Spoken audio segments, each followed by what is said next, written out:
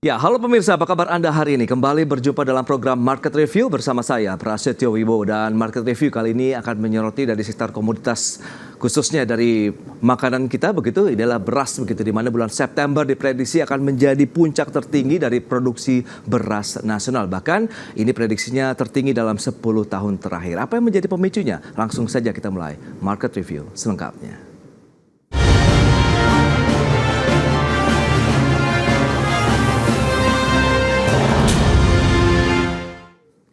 Baik pemirsa, Menteri Pertanian Andi Amran Sulaiman memprediksikan bahwa produksi beras pada bulan September 2024 mencapai 2,8 juta ton dan menjadi angka produksi bulanan tertinggi dalam bulan September 10 tahun terakhir.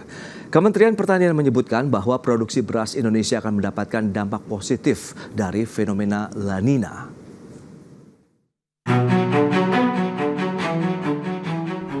Kementerian Pertanian optimistis produksi beras pada tahun ini akan naik seiring adanya perakiraan fenomena La Nina yang akan terjadi di Indonesia. Menteri Pertanian Andi Amran Sulaiman memproyeksikan kenaikan produksi beras bisa mencapai 10% akibat adanya La Nina. Amran menyebut produksi beras pada Agustus hingga Oktober 2024 diperkirakan akan mengalami surplus. Bahkan Amran memprediksi produksi beras pada September 2024 bakal menjadi yang tertinggi selama 10 tahun kebelakang. Pak Ketua, ini coba kita pada September itu 2,8 juta ton. Sebelumnya tidak pernah terjadi selama 10 tahun di bulan September. Karena kita gerakan pompa tadi, karena kemudian gerakan oplah, tidak pernah terjadi 10 tahun. Ini 5 tahun yang terbaca di sini. Kemudian Agustus 2,8 juta ton, itu 4 tahun terakhir tertinggi.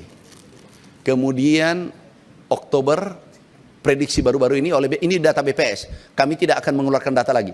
Kami sudah sepakat minta tidak ada boleh mengeluarkan data lagi dari Kementerian Pertanian. Kita sepakat mengacu pada BPS.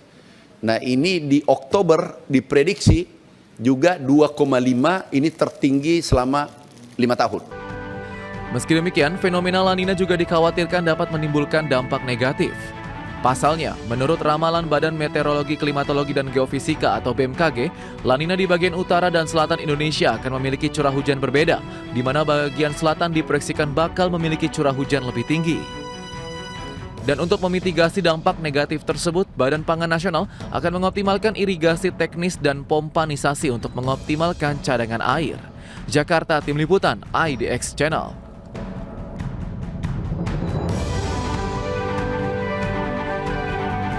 Untuk membahas tema menarik kita hari ini terkait dengan bulan September 2024, di mana produksi beras diprediksikan akan mencapai level tertinggi 10 tahun terakhir. Kita sudah tersambung melalui Zoom bersama dengan Bapak Sutarto Alimuso, Ketua Umum Persatuan Pengusaha Penggilingan Padi dan Beras Indonesia Perpadi. Selamat pagi Pak Sutarto.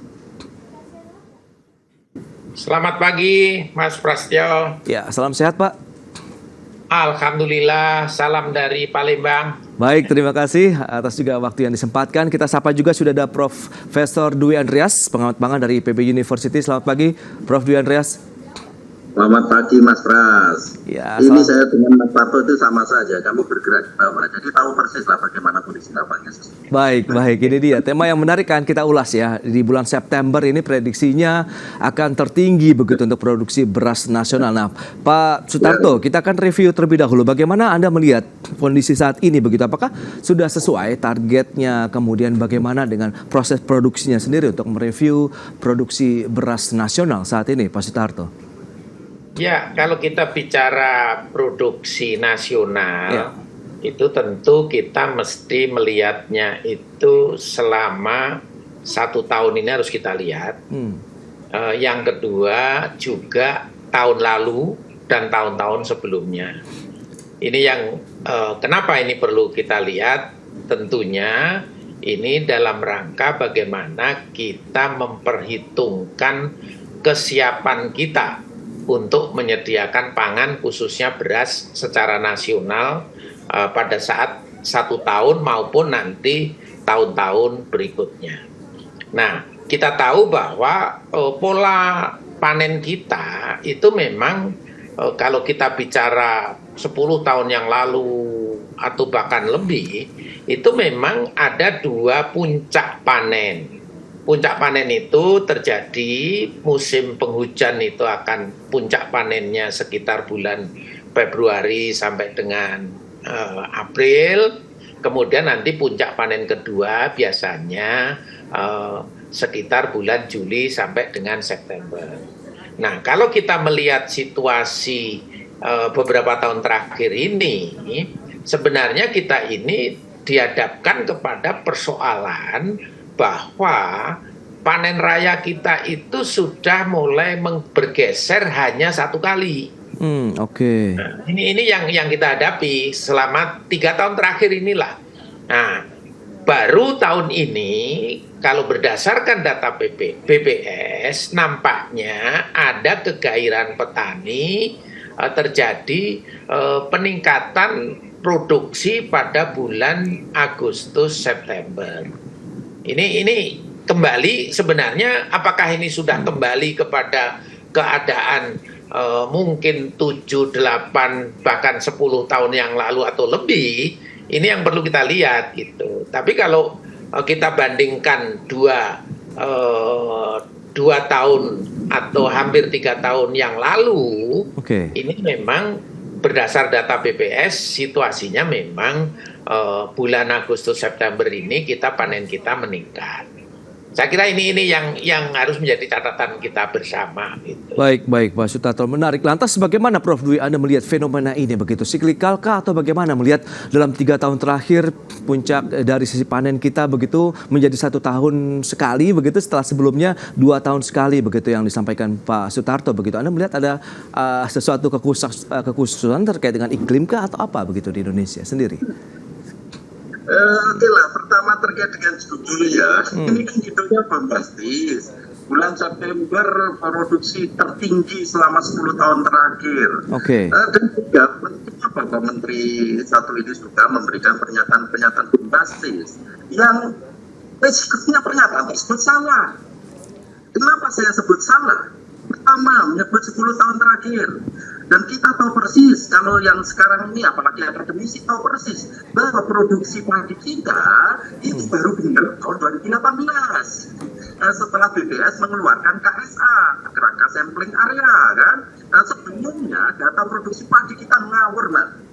Bisa dibayangkan tahun 2018 Kementerian Pertanian mengeluarkan data, BPS mengeluarkan data hasil KSA, bedanya berapa? 47%. Sehingga data sebelum 2018 itu cocok di data produksi padi kita dan sekarang jagung sebelum 2018 itu ngawur. Jadi itu sehingga kok bisa menyatakan 10 tahun terakhir produksi September 2024 tinggi itu diterima datanya. Itu yang pertama. Lalu yang kedua, pernyataan itu juga sangat besar. Karena apa? Tahun 2020 kemarin di bulan September lebih tinggi dibanding September tahun 2024. Data BPS ini ya, jadi data BPS tahun 2020 bulan September itu angkanya di 3,16 juta ton produksi setara padi kita. Sedangkan tadi yang dinyatakan oleh menterinya yang angkanya 10 tahun terakhir itu juga untuk 3,16 dengan 2,87 lebih sempurna. Jadi itu posisi dari mana itu ditutup di media-media besar. Itu Mas. Ya baik, menarik ini. Nanti kita akan bahas lebih lanjut begitu. Apakah memang kondisi seperti ini masih bisa kita begitu antisipasi dalam artian untuk meningkatkan kualitas produksi dan juga hasilnya. Nanti kita akan bahas di segmen berikutnya. Dan pemirsa pastikan Anda masih bersama kami.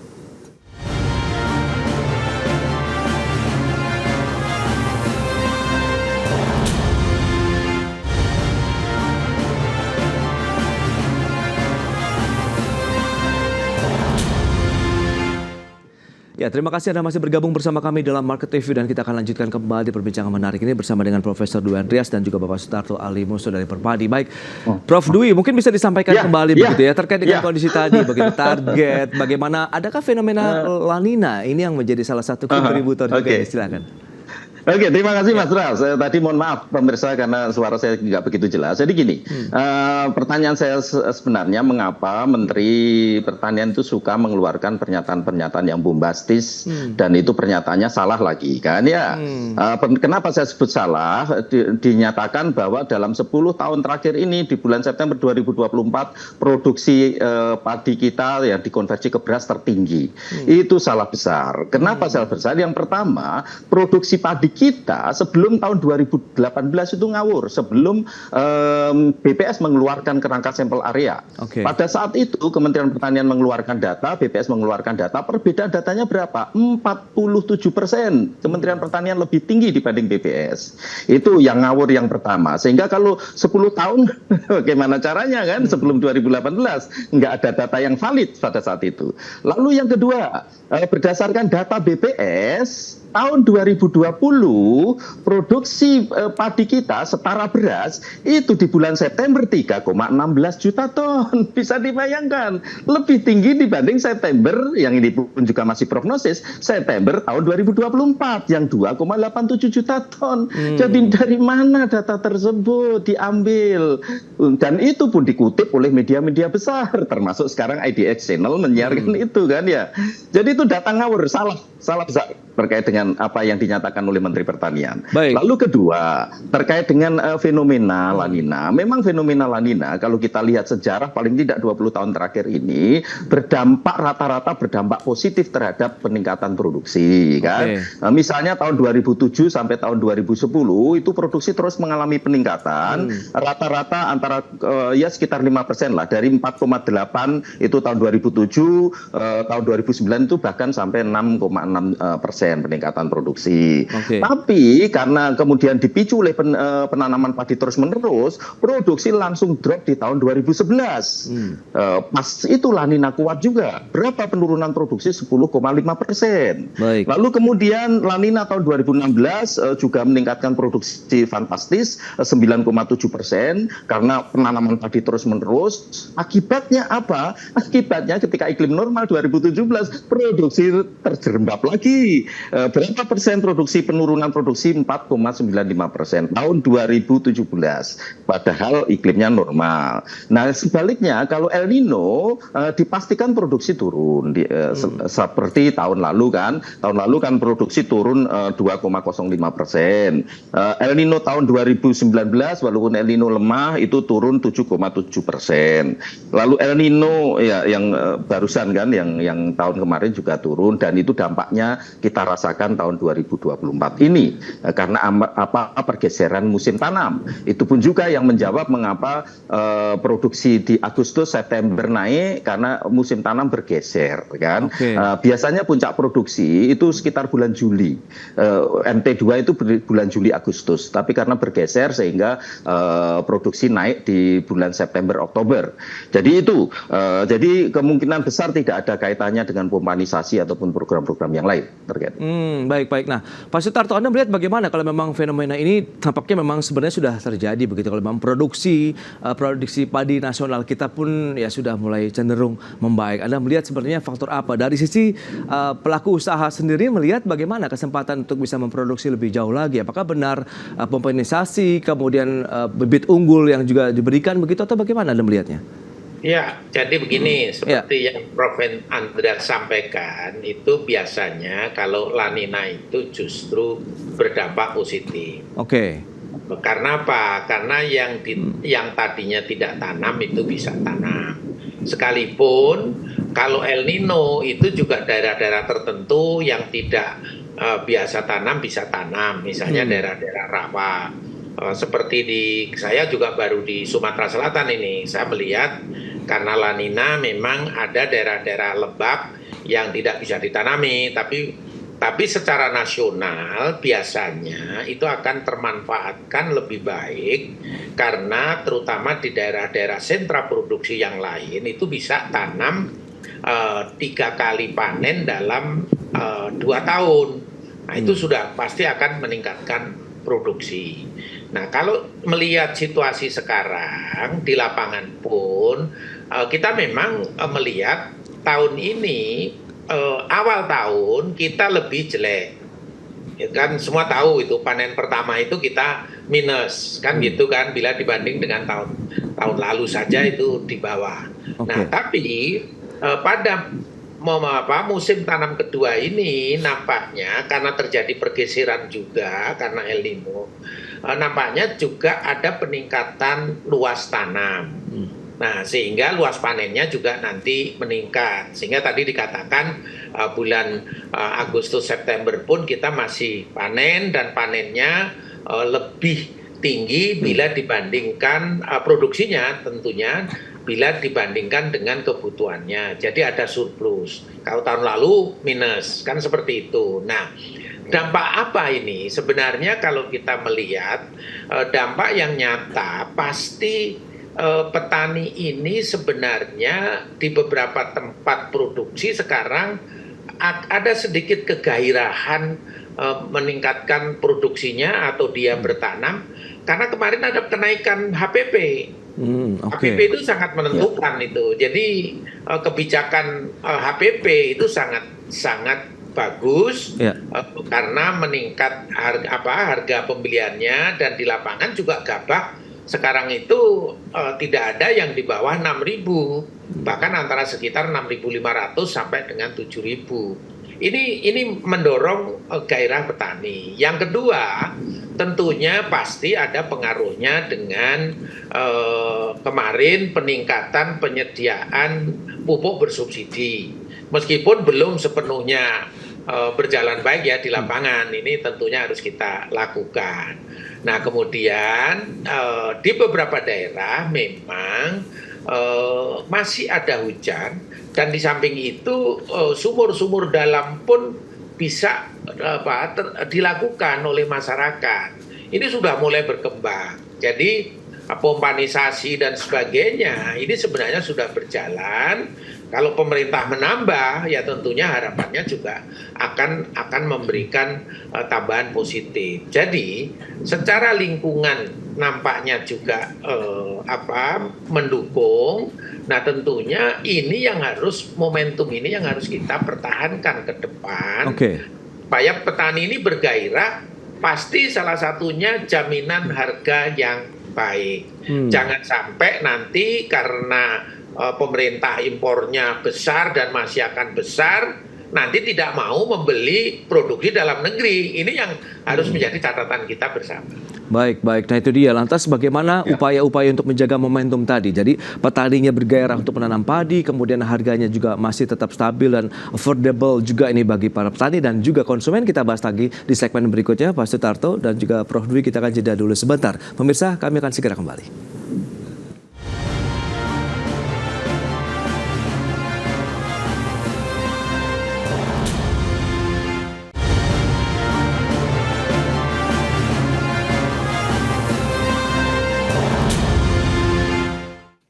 Ya, Anda masih bergabung bersama kami dalam Market Review. Pemirsa, kita akan lanjutkan kembali perbincangan bersama dengan Bapak Sutarto Aliboso, Ketua Umum Perpadi, kemudian Profesor Dwi Andreas, pengamat pangan dari PB University. Baik, Pak Sutarto, lantas bagaimana strategi, solusi apa yang Anda rekomendasikan Perpadi begitu untuk bisa menjaga produktivitas kita, pasokannya tersedia, harganya pun masih tetap stabil di masyarakat? Silakan.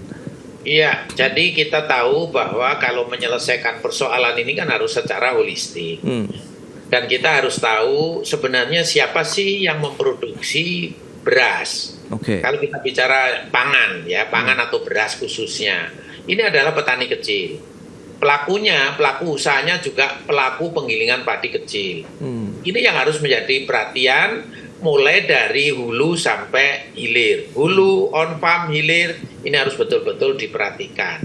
Kalau kita bicara hulu, tentunya kita ini harus tahu bahwa produsen terbesar adalah petani kecil, lahan sempit. Ini yang harus kita pertahankan supaya dia tetap bergairah bertanam. Salah satunya tentunya hasilnya harus dihargai secara wajar. Harga gabahnya harus secara wajar. Yang kedua, berikanlah perhatian bagaimana ketersediaan benih yang saat ini benih ini relatif juga banyak masalah. Karena ada benih online yang tidak jelas sertifikasinya, kemudian balai benih yang sudah tidak jelas, ini juga harus kita perhatikan. Sarana produksi yang lain tentunya bagaimana masalah pupuk. Pupuk ini juga harus tersedia tepat waktu, jadi jangan selalu terlambat, ada tapi terlambat. Ini sudah pasti akan menjadi masalah. Kemudian bagaimana mengenai saluran irigasi yang sudah banyak mampet. Bahkan di beberapa tempat itu irigasi lebih diutamakan untuk industri, bukan di pertanian. Nah, kemudian perlindungan lahan ini sangat penting. Jadi jangan konversi lahan produktif ini sangat mudah. Sehingga karena menuju kepada konversi, banyak lahan-lahan produktif, saya melihat di beberapa daerah sentra produksi, ini dikuasai oleh pihak-pihak tertentu. Akhirnya apa? Disewakan dengan harga mahal. Petani tidak mampu menyewa. Baik. Kehitungannya rugi. Nah, kemudian masuk kepada industri pengolahannya. Ini harus diperhatikan, industri pengolahannya adalah kecil-kecil yang ada di desa.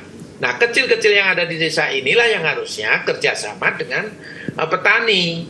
Nah, pendampingan perlu dilakukan. Penyuluh, pengendali hama sekarang juga sangat sedikit, banyak yang pensiun. Ini yang juga harus diperhatikan. Perluasan areal perlu, tapi yang kecil-kecil ini sekaligus untuk meningkatkan pendapatannya supaya dia mendapatkan kesejahteraan. Ya sekarang bagus, selalu di atas 100 ini NTP. Tapi harus diperhatikan gitu loh. Jangan kita lupa memperluas areal, tapi yang ini tidak diperhatikan. Jadi produktivitas kita masih Pak Sutarto.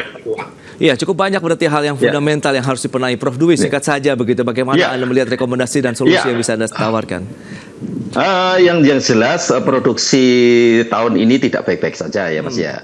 Tahun kemarin turun 2,05%, tahun ini turun perkiraan saya 4-5%. Kalau kita lihat saja kondisi Januari sampai Oktober ya, kalau neraca produksi minus konsumsi dari Januari sampai Oktober itu turun 58%, kan?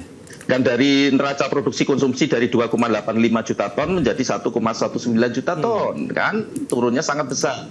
Sehingga kita tidak dalam kondisi baik-baik saja.